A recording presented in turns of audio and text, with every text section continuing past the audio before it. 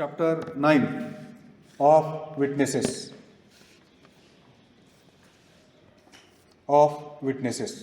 Section 118. Who may testify?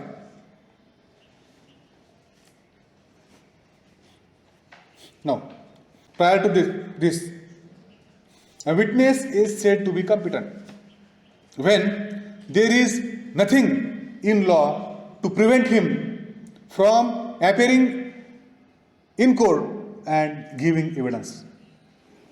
आपण एखाद्या विटनेसला competent witness केव्हा म्हणू शकू? जेव्हा त्या विटनेसला कायद्यानं कुठेही आडकाठी केलेली नाही. कशाकरिता?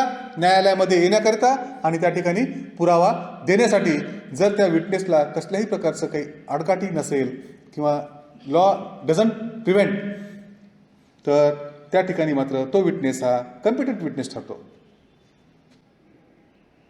Further, the competency of witness is always depends upon his capacity to understand the questions put to him and a capacity to give answers to such questions. ज्या विटनेसला, ज्या पर्सनला ॲज अ विटनेस म्हणून न्यायालयामध्ये यायचं आहे, तर त्याची कॉम्पिटन्सी कशी ओळखायची? What is the parameter? तर त्याचं पॅरामीटर असं असेल की ज्या व्यक्तीला विचारलेला प्रश्न समजतो आणि मग तो प्रश्न ऐकल्यानंतर, त्याला प्रश्न समजल्यानंतर समजण्याजोगी उत्तरे देतो. That is a competent witness. बऱ्याचदा असं होतं बघा, बऱ्याचदा आपण समाजामध्ये पाहतो, बऱ्याच लोकांना एक बोललं की दुसरं सरळ त्याला बोलणं कळतच नाही. मग अशा व्यक्तीला आपण कॉम्पिटंट विटनेस असं म्हणू शकत नाही. सरळ सरळ साधी गोष्ट आहे, अरे बाबा तुला कळतं का मी काय विचारतो?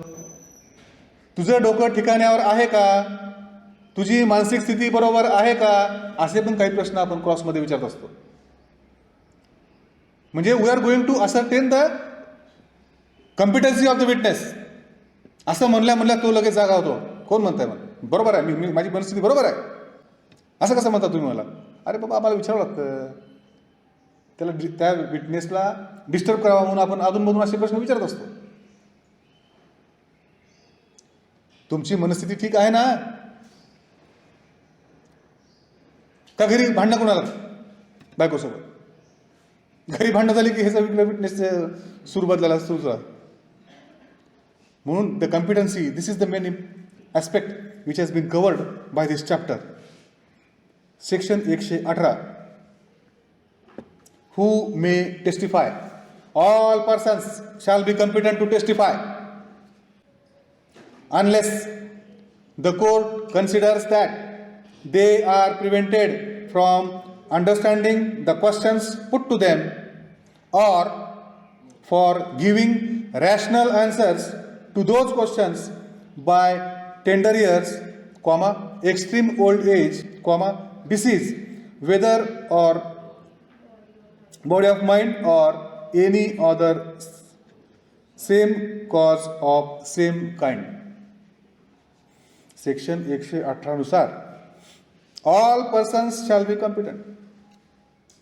म्हणजे every person is competent to testify unless the court feels that such person is not able to understand the questions put to him and to give rational answers to them. न्यायालयाला दिसून आलं की नाही बाबा, ह्या व्यक्तीला सर्व प्रकारचे प्रश्न समजतात आणि त्या प्रश्नाची ती रॅशनल आन्सर्स म्हणलेला आहे. संबंधित जेवढं विचारलं तेवढंच मुद्देसूद हा उत्तर देऊ शकतो. फर्दर,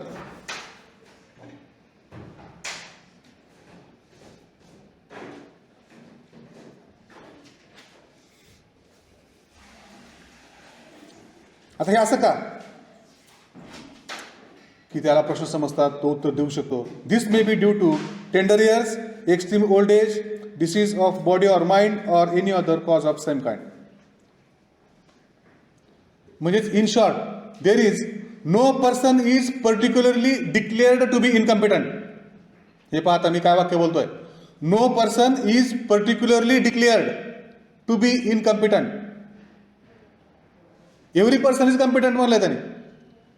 आता समजा, for the sake of example, due to old age the person is not in a position to understand the questions put to him in due course of that examination. मग that there is a duty of court to C.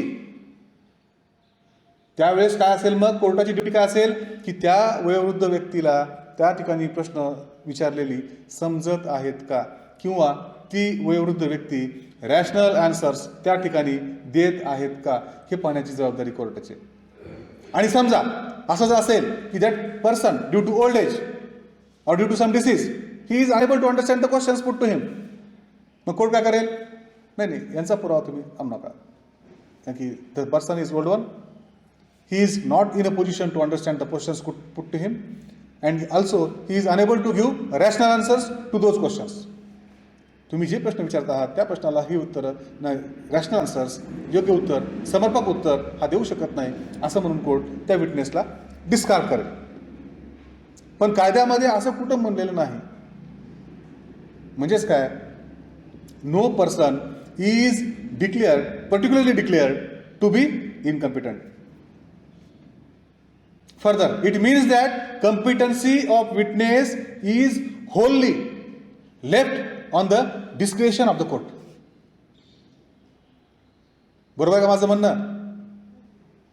त्या विटनेसची competency ठरवण्याचा पूर्ण अधिकार कोर्टाला आहे.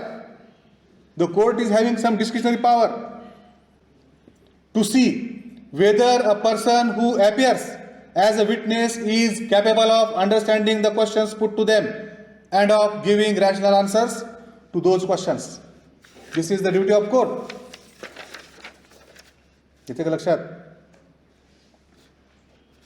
Further, a person is disqualified from being a witness only on the ground that it cannot give rational answers to the questions put to him, and as he does not understand the questions put to him by reason of his tender age or his extreme old age or suffering from a disease of mind or body. अशा प्रकारामध्ये जर तो witness येत असेल तर मग तो witness इनकम्पिटंट आहे. पण असं कायदा डायरेक्ट म्हणत नाही.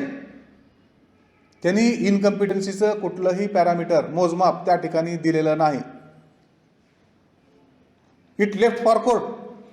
हे तुम्ही बघा, काम तुम्ही करताय, प्रिसाइडिंग ऑफिसर तुम्ही आहात, मग तुम्ही ठरवा तो विटनेस कॉम्पिटंट आहे किंवा कसे. म्हणजे ओल्ड एजचा पर्सन आहे. दोन उदाहरण घेऊ आपण, mister A, mister B. Old एजमध्ये ए आहे पण ठणक आहे, म्हातारा ठणक आहे, एकदम काहीच होत नाही याला, 90 वर्ष वय, पण अगदी खमके आहे. कोर्टामध्ये अजूनही कोर्ट घालून प्रॅक्टिस करणार, आर्ग्युमेंट करणार मोठ्या मोठ्यानं, असं आपल्या उतारवयात लोक बोलतील वकिलांना, फक्त जे कुणी वकील राहतील त्यांना.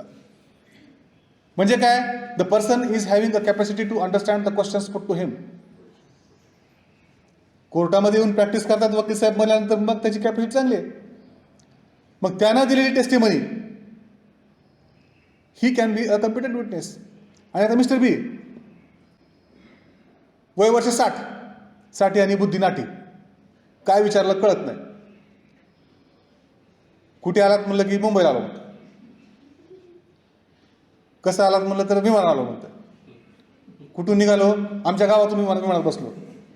म्हणजे काय झालं, due to extreme old age he is unable to understand the questions put to him and to give rational answers of those questions. असं होतं. मग उदाहरण तेच आहे एक्स्ट्रीम ओल्ड एजचं, ए आणि बी मध्ये. मग एची टेस्टिमनी ही कन्सिडरेबल आहे आणि बीची टेस्टिमनी ही डिस्कार्ड होणार आहे. कोर्ट काय करेल, ठीक आहे तुम्ही आता तुमच्या गावाला परत विमानानं वापस जा, त्याची टेस्टिमनी कोर्ट डिस्कार्ड करून टाकेल. म्हणजेच the court is having a power to decide the competency of witness as per section 118. समजलं?